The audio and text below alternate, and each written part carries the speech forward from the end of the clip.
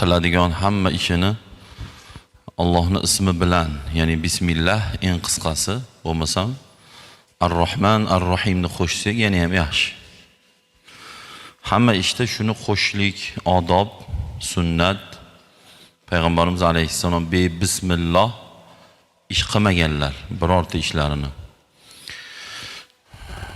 Qo'l yuvamizmi, atir sepamizmi, yechinamizmi, kiyinamizmi, olamizmi, qo'yamizmi, faqat bismillah. O'sha ishda barakat bo'ladi, chiroyli bo'ladi, o'sha ishda Alloh yaxshi ko'radi.